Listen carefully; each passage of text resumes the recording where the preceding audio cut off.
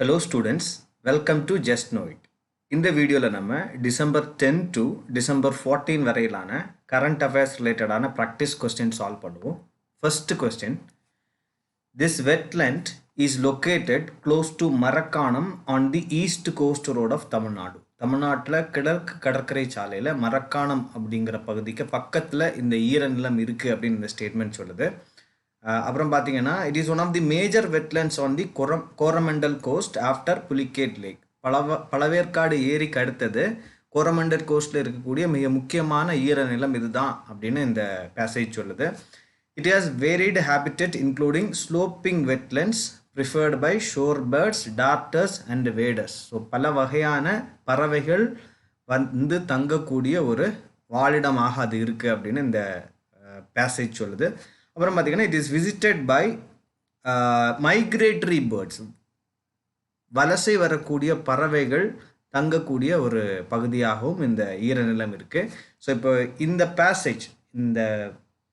Passage define பண்ணக்கூடிய wetland எது அப்படின்னு கேட்குறாங்க. Which among the following wetland is described in the above passage.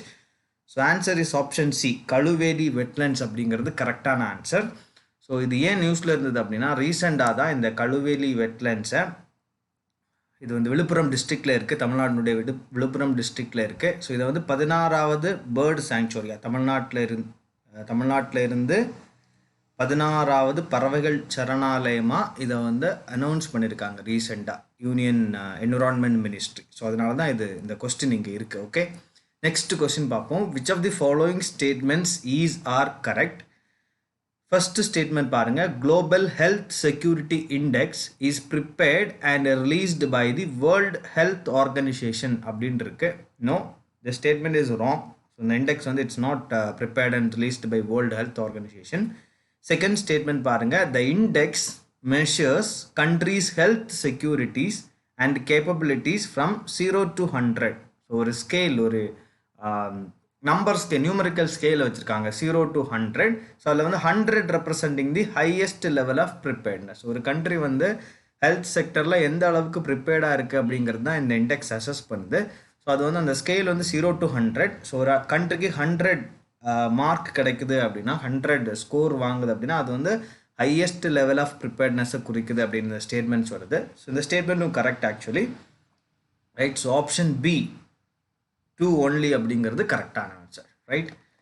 So இந்த index it's released by, it's an assessment of global security capabilities in 195 countries and it's released by John Hopkins Center for Health Security, the Nuclear Threat Initiative and the Economist Intelligence Unit. So இந்த 3 ஆர்கனைசேஷன்ஸும் சேர்ந்து தான் இந்த இண்டெக்ஸை வெளியிடுறாங்க. So இதில் வந்து 3 கேட்டகரியாக பிரிக்கிறாங்க கண்ட்ரீஸை. So lower score அப்படிங்கிறது வந்து 0 to 33.33, மாடரேட் ஸ்கோர் அப்படிங்கிறது 33.4 to 66.6, ஹை ஸ்கோர் அப்படிங்கிறது 66.7 to 100. ஸோ இந்தியா வந்து இந்த இயருக்கான இண்டெக்ஸில் 42.8 ஸ்கோர் எடுத்திருக்குது அவுட் ஆஃப் 100. ஸோ இது வந்து ஒரு மாடரேட் ஸ்கோர் இந்த குளோபல் ஹெல்த் செக்யூரிட்டி இண்டெக்ஸில். ஃபைன், நெக்ஸ்ட் கொஸ்டின் நம்ம பார்க்கலாம். Consider the following statement. Repo rate is the rate at which central bank of a country lends money to commercial banks in the event of any shortfall of funds. So இந்த statement வந்து correct, right. So repo ரேட்டுங்கிறது வந்து ஒரு வட்டி விகிதம். So அந்த வட்டி விகிதத்தில் தான் ஒரு கண்ட்ரியினுடைய மத்திய வங்கி, ஸோ இந்தியாவை பொறுத்த வரைக்கும் RBI, right. So repo rate is the rate at which RBI lends to other banks, that is other commercial banks in the country. So அந்த ஸ்டேட்மெண்ட் கரெக்டு. செகண்ட் ஸ்டேட்மெண்ட் பாருங்க, reverse repo rate. So reverse repo rate is the rate at which central bank of the country, that is RBI, borrows money from commercial banks within the country. ஸோ இந்த commercial பேங்க்லேருந்து RBI borrow பண்ணக்கூடிய ரேட்டை தான் நம்ம reverse repo rate அப்படின்னு சொல்கிறோம். So இந்த ஸ்டேட்மெண்ட்டும் இந்த கரெக்டு, ரைட். ஸோ இது ரெண்டுமே key policy rates, so use to control liquidity flow in a country, right. So இங்கே வந்து போத் 1 and 2 ஆப்ஷன் சி அப்படிங்கிறது கரெக்டான ஆன்சர். ஸோ இது ஏன் நியூஸில் இருந்ததுன்னா ரீசெண்டாக தான் RBI தன்னுடைய மானிட்டரி பாலிசி ரிப்போர்ட்டை ரிலீஸ் பண்ணியிருந்தாங்க. ஸோ இந்த ரிப்போர்ட்டின் படி இந்த பாலிசி ரேட்ஸை வந்து அன்சேஞ்ச் பண்ணாமல் அப்படியே வச்சுருக்கிறாங்க. சி ரெப்போ ரேட் வந்து 4% இருக்குது, ரிவர்ஸ் ரெப்போ ரேட் 3.35% இருக்குது. ஸோ இன்னும் இதை தவிரையும் பார்த்தீங்கன்னா வேறு 2 கீ பாலிசி ரேட்ஸ் இருக்குது. ஒன்று வந்து மார்ஜினல் ஸ்டாண்டிங் ஃபெசிலிட்டி, இன்னொன்று வந்து பேங்க் ரேட். ஓகே, ஸோ இது ரெண்டுமே வந்து 4.25% இருக்குது. ஸோ இந்த மார்ஜினல் ஸ்டாண்டிங் ஃபெசிலிட்டி அப்படிங்கிறது it's a window for scheduled banks. So பட்டியலிடப்பட்ட வங்கிகள், அந்த வங்கிகளுக்கு so they can borrow, right. So அவங்க வந்து ஆர்பிஐட்டேருந்து கடன் வாங்க முடியும். ஸோ அது ஒரு ஓவர் நைட் ஃபெசிலிட்டி. ஸோ ஒரு 24 ஹவர்ஸுக்கு அவங்க வந்து பாரோ பண்ண முடியும். அதுதான் மார்ஜினல் ஸ்டாண்டிங் ஃபெசிலிட்டி. ஸோ ஒரு எமர்ஜென்சி சுச்சுவேஷனை டேக்கிள் பண்ணுறதுக்கு ஆர்பிஐ ப்ரொவைட் பண்ணக்கூடிய ஒரு ஃபெசிலிட்டி அது. அப்புறம் பேங்க் ரேட் வந்து it's a interest rate at which a nation's central bank lends money to domestic bank. So RBI so ஒரு ரேட்டில் கமர்ஷியல் பேங்க்ஸுக்கு லெண்ட் பண்ணோம், அதுதான் இந்த பேங்க் ரேட்டு. ஆக்சுவலாக இந்த பேங்க் ரேட்டுக்கு கீழே இந்த scheduled commercial banks, that means இந்தியாவில் இருக்கக்கூடிய வேறு எந்த வங்கியுமே வந்து ஆர்பிஐக்கு அப்ரூவல் வாங்கின எந்த வங்கியும் இந்த பேங்க் ரேட்டுக்கு கீழே தன்னுடைய லோன் ரேட்டை வச்சுருக்க மாட்டாங்க. ஸோ லோன் இன்ட்ரெஸ்ட் ரேட்டை வச்சுருக்க மாட்டாங்க. ஸோ அதுக்கு கீழே யாருமே லெண்ட் பண்ண மாட்டாங்க, ரைட். நெக்ஸ்ட் கொஸ்டின் நம்ம பார்க்கலாம். Which among the following has been recently recognized as the 47th Ramsar Site in India? Right. So இந்த ராம்சர் சைட் அப்படிங்கிறது வெட்லண்ட்ஸுக்கு கொடுக்கப்படக்கூடிய ஒரு அங்கீகாரம். ஸோ வேர்ல்டு வைடில் ஒரு கன்சர்வேஷன் மெக்கானிசம் இருக்குது, ராம்சர் கன்வென்ஷன் ஆன் வெட்லண்ட்ஸ் அப்படின்னு. ஸோ அதுக்கு கீழே இந்தியாவில் இருக்கக்கூடிய இல்லை உலக நாடுகள் இருக்கக்கூடிய ஈர நிலங்களை அங்கீகரிப்பாங்க. ஸோ இந்தியாவில் இதுவரைக்கும் 46 சைட்ஸ் அங்கீகரிச்சிருந்தாங்க. இப்போ சமீபத்தில் தான் இந்த 47வது சைட்டை அங்கீகரிச்சிருந்தாங்க. That's why this question is here. So இங்கே வந்து option C Haiderpur wetland Uttar Pradesh அப்படிங்கிறது கரெக்டான answer. So it was recognised as the 47th Ramsar site in India, right. So இது யூபியில் இருக்குது. So it's situated on the Muzaffar Nagar Bijnor border in Uttar Pradesh. So it was formed in 1984 by the construction of Madhya Ganga barrage. So இது ரொம்ப முக்கியமான விஷயம் என்னன்னா, இது ஒரு man-made wetland. So it's an artificial wetland, not a natural wetland. So இந்த மத்திய Ganga barrage construct பண்ண பிறகு தோன்றின ஒரு வெட்லேண்ட் அது. ஸோ இது வந்து 2 நதிகளுடைய கன்ஃப்ளூயன்ஸில் இருக்குது, சொலானி அண்ட் கங்கா. இந்த 2 நதிகளும் சேரக்கூடிய இடத்துல இருக்கக்கூடிய ஒரு வெட்லேண்ட் அது. And it's a part of Hastinapur wildlife sanctuary.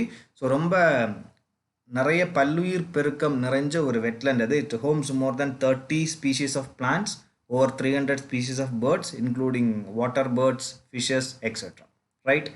Next question நம்ம பார்க்கலாம். With reference to Gaganyaan mission, which among the following statements is or correct? So under the Gaganyaan schedule, 2 unmanned flights and 1 human space flight will be sent into the orbit. So இந்த statement correct.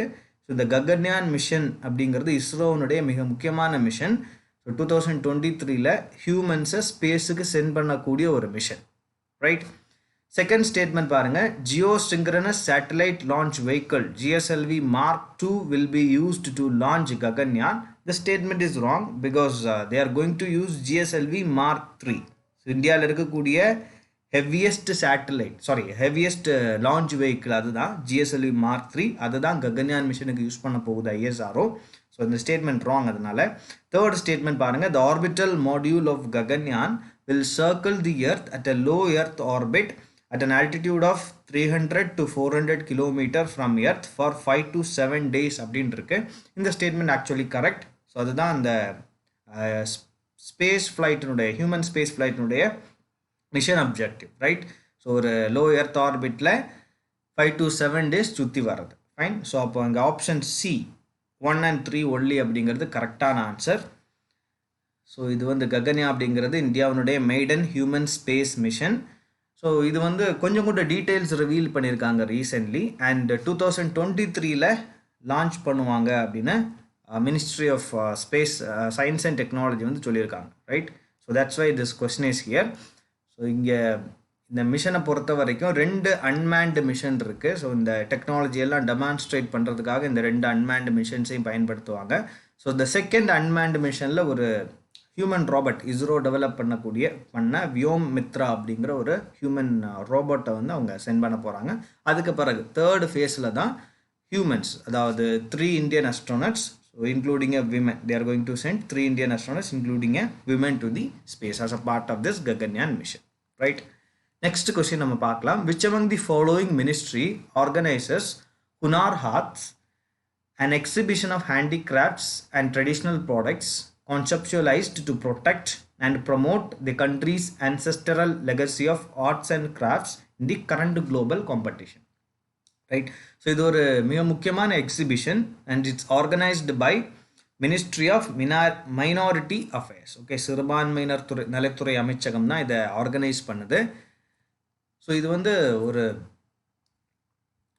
Handicraft and traditional ப்ராடக்ட்ஸுக்கான ஒரு exhibition. So ஃபர்ஸ்ட்டில் வந்து 2016 launch பண்ணாங்க and it's organized under this scheme, upgrading the skills and training in traditional arts or crafts for development scheme. So இப்போ சமீபத்தில் நடந்தது வந்து 34th edition of Hunar Haats சூரத்தில், right, குஜராத்தினுடைய Surat நகரில் நடந்தது. ஸோ இதனுடைய தீம், இந்த இயருக்கான இந்த ஹுனார் ஹாத் எக்ஸிபிஷனுடைய தீம் பார்த்தீங்கன்னா வோக்கல் ஃபார் லோக்கல். ஸோ அதாவது லோக்கல் ப்ராடக்ட்ஸை நம்ம ப்ரொமோட் பண்ணணும் அப்படிங்கிற அந்த மீனிங்கில் தான் இந்த தீமை வந்து எடுத்திருக்காங்க. ஃபைன். நெக்ஸ்ட் கொஸ்டின் நம்ம பார்க்கலாம். Which among the following are the space technology missions or initiatives of National Aeronautics and Space Administration, NASA. நாசாவினுடைய ஸ்பேஸ் டெக்னாலஜி மிஷன்ஸ் எதெல்லாம் அப்படின்னு கேட்குறாங்க. ஸோ 3 மிஷன்ஸை லிஸ்ட் பண்ணியிருக்காங்க. ஃபர்ஸ்ட் மிஷன் பாருங்க, imaging X ray polarimetry explorer, IXPE அப்படின்னு இருக்கு. ஸோ இந்த ஸ்டேட்மெண்ட் கரெக்டு, இந்த ஆப்ஷன் வந்து கரெக்டு, ரைட். அடுத்தது வந்து laser communication delay demonstration, LCRD, இதுவும் கரெக்டு. ஜேம்ஸ் வெப் டெலஸ்கோப், இதுவும் கரெக்ட். ஸோ இந்த 3மே வந்து நியூஸில் இருந்தது சமீபத்தில். ஸோ இங்கே வந்து ஆப்ஷன் D 1, 2 and 3 அப்படிங்கிறது கரெக்டான ஆன்சர். இப்போ இது 3 என்னென்ன மிஷன்ஸ் அப்படிங்கிறத பார்க்கலாம்.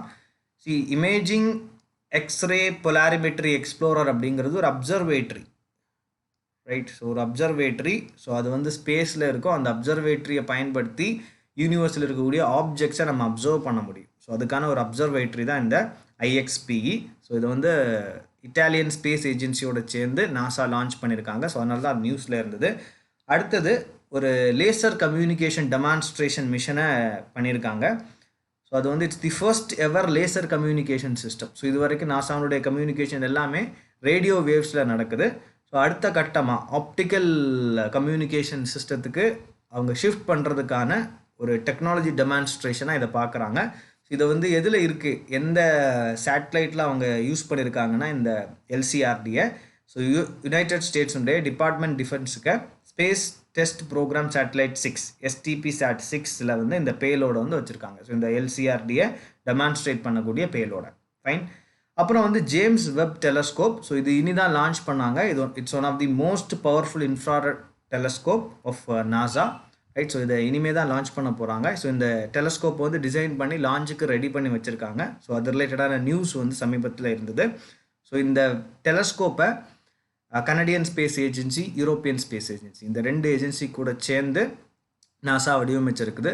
ஸோ இதுவும் வந்து ரொம்ப பவர்ஃபுல்லான ஒரு டெலஸ்கோப். யூனிவர்ஸில் இருக்கக்கூடிய, ஸ்பேஸில் இருக்கக்கூடிய நிறைய செலஸ்டியல் ஆப்ஜெக்ட்ஸை ஃபோட்டோகிராஃப் பண்ணி, ஸோ அது ரிலேட்டடான ரிசர்ச்சஸுக்கு வரும் ஆண்டுகளை இது ஹெல்ப் பண்ண போகுது, இந்த James Webb telescope. Fine. Next question நம்ம பார்க்கலாம். Which among the following statements about the governor of a state is incorrect, right. So first option பாருங்கள், governor recommends the imposition of constitutional emergency in a state to the president. So constitutional emergency இல்லை president's rule அப்படின்னு சொல்லுவோம். ஜனாதிபதி ஆட்சியை recommend பண்ணுறது governor தான் அப்படின்னு சொல்லுது இந்த ஸ்டேட்மெண்ட்டு. ஸோ இது correct actually, right. So question is asking for incorrect statement. So அதனால் இது ஆன்சர் கிடையாது, ஆப்ஷனே ஆன்சர் கிடையாது.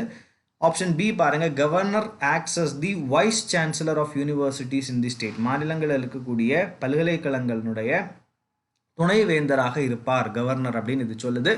இல்லை, ஸோ இந்த ஸ்டேட்மெண்ட் ஆக்சுவலி இன்கரெக்ட். ஸோ அதனால் அதுதான் கரெக்டான ஸ்டேட்மெண்ட்டும் கூட. So actually governor acts as the chancellor, not vice chancellor of universities in the state. Okay, அப்புறம் மிச்சம் இருக்கக்கூடிய 2 ஆப்ஷன்ஸுமே கரெக்ட் தான். Governor can summon or prorogue the state legislature and dissolve legislative assembly, அது கரெக்ட் தான். ஸோ அவர் தான் state லெஜிஸ்லேச்சரை initiate பண்ணவும் முடியும், அதை செரிமோனிக்கலி எண்ட் பண்ணவும் முடியும். அடுத்தது governor is consulted by the president while appointing the judges of the concerned high court. So அந்த மாநிலத்தில் இருக்கக்கூடிய ஹை கோர்ட்டில் ஜட்ஜஸ் அப்பாயிண்ட் பண்ணும்போது பிரசிடென்ட் கண்டிப்பாக கவர்னர்கிட்ட கன்சல்ட் பண்ணணும். ஸோ அதுவும் வந்து கான்ஸ்டியூஷனில் மென்ஷன் பண்ணியிருக்கக்கூடிய ஒரு ப்ரொவிஷன், ரைட்? ஸோ அப்போ இங்கே கரெக்டான ஆன்சர் அப்படிங்கிறது ஆப்ஷன் பி, ஏன்னா அதுதான் இன்கரெக்டான statement. Fine. So governor of the state is the ex officio chancellor, not vice chancellor of the university. So இந்த கொஸ்டின் ஏன் இங்கே நியூஸில் இங்கே இருக்குது அப்படின்னா, கேரளாவில் ஒரு கவர்னர் அப்பாயின்மெண்ட் ரிலேட்டடான ஒரு கான்ட்ரவர்சி இருந்தது. That's why this question is here. Fine. Next question நம்ம பார்க்கலாம். It is a flagship grassland species representing the health of the grassland ecology. It is the state bird of Rajasthan and is considered India's most critically endangered bird. Its population is confined mostly to Rajasthan and Gujarat. So which among the following species is described in the above passage? So flagship grassland species. So புல்வெளிகளில் அதிகமாக காணப்படக்கூடிய மிக முக்கியமான ஒரு பறவை இனம் அது. So இது வந்து option C, great Indian bustard அப்படிங்கிறது கரெக்டான ஆன்சர். ஸோ இது வந்து கிரிட்டிக்கலி என்டேஞ்சர்டு பேர்ட் இந்தியாவை பொறுத்த வரைக்கும், பட் ரொம்ப முக்கியமான ஒரு ஸ்பீஷிஸ் அது. இதில் வந்து வேரியஸ் இன்டர்நேஷ்னல் கன்வென்ஷன்ஸுக்கு கீழே இதை வந்து என்ன மாதிரியான ப்ரொடெக்ஷன் ஸ்டேட்டஸில் வச்சுருக்காங்க அப்படின்னு பாருங்கள். IUCN லிஸ்ட்டில் வந்து கிரிட்டிக்கலி என்டேஞ்சர்டு கேட்டகரியில் இருக்குது. CITES convention on international trade in endangered species of wild fauna and flora, அந்த கன்வென்ஷனுக்கு கீழே Appendix 1ல் வச்சுருக்காங்க. கன்வென்ஷன் ஆன் மைக்ரேட்டரி ஸ்பீஷிஸ் CMSல Appendix 1ல் வச்சுருக்காங்க. தட் மீன்ஸ் இது எல்லாமே நமக்கு என்ன சொல்லுது அப்படின்னா, இது வந்து ரொம்ப ப்ரொடெக்டடான ஒரு ஆர்கானிசம், ஒரு ஸ்பீஷிஸ் அப்படின்னு நமக்கு சொல்லுது.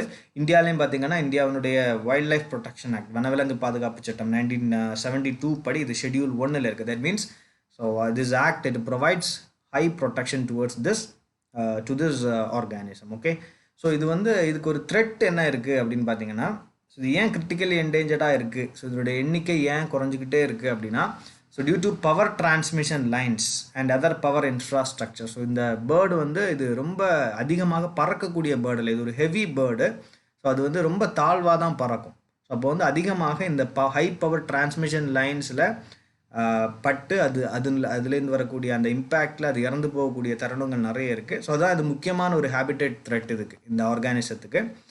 ஸோ அப்போது சுப்ரீம் கோர்ட் என்ன பண்ணியிருந்தாங்கன்னா, இந்த ஆர்கானிசத்துடைய ஹேபிட்டட்டில், ஸோ இந்த பறவைகள் உயிர் வாழக்கூடிய குஜராத் ராஜஸ்தான் பகுதிகளில் இந்த பவர் டிரான்ஸ்மிஷன் லைன்ஸை அண்டர் கிரவுண்டில் போடணும், ஓகே, பூமிக்கு அடியில் பதிக்கணும் அப்படின்னு ஒரு ஆர்டரை போட்டிருந்தாங்க. பட்டு சென்ட்ரல் கவர்மெண்ட் என்ன பண்ணியிருக்கு அப்படின்னா, ஸோ அதுக்கு வந்து அதில் வந்து மாடிஃபிகேஷனை, அந்த ஆர்டரில் வந்து ஒரு மாடிஃபிகேஷன் பண்ணணும் அப்படின்னு சொல்லியிருக்காங்க. ஏன் அப்படின்னா, இந்த குஜராத் ராஜஸ்தானில் தான் நம்ம நிறைய சோலார் அண்ட் விண்ட் எனர்ஜியை ஜென்ரேட் பண்ணுறோம். ஸோ அப்போ அதை வந்து இந்த பவர் டிரான்ஸ்மிஷன் லைன்ஸ் மூலமாக தான் நம்ம ஒரு இடத்துலேருந்து இன்னொரு இடத்துக்கு டிரான்ஸ்போர்ட் பண்ணுறோம், ரைட்? ஸோ அப்போது எல்லாத்தையுமே வந்து எல்லா பவர் டிரான்ஸ்மிஷன் லைன்ஸையுமே அண்டர் கிரவுண்டில் ஆக்கிறது வந்து எக்கனாமிக்கலி வயபிள் இல்லை, பொருளாதார ரீதியாக நம்ம வந்து அது சரி பண்ண முடியாது. ஸோ அது அதிக செலவு பிடிக்கக்கூடிய ஒரு ஈவெண்ட் அப்படின்னு சென்ட்ரல் கவர்மெண்ட்டு சுப்ரீம் கோர்ட்டில் சொல்லி, ஸோ இதை வந்து இதில் மாடிஃபை பண்ணுங்கள், இந்த ஆர்டரை வந்து மாடிஃபை பண்ணுங்கள் அப்படின்னு கேட்டிருக்காங்க. That's why this question is here. Fine. Next question பாருங்கள். Legal entity identifier is a 20 character alphanumeric code based on ISO standards. This code is related to, so இந்த கோட் வந்து இட்ஸ் ரிலேட்டட் டு வாட் அப்படின்னு கேட்குறாங்க. So actually this code is related to cross border financial transactions, right? So நாடுகளுக்கு இடையில் நடக்கக்கூடிய நிதி சார்ந்த அந்த பரிவர்த்தனைகளை ட்ராக் பண்ணுறதுக்கான ஒரு ஐடென்டிஃபையர் தான் இந்த லீகல் என்டிட்டி ஐடென்டிஃபையர்.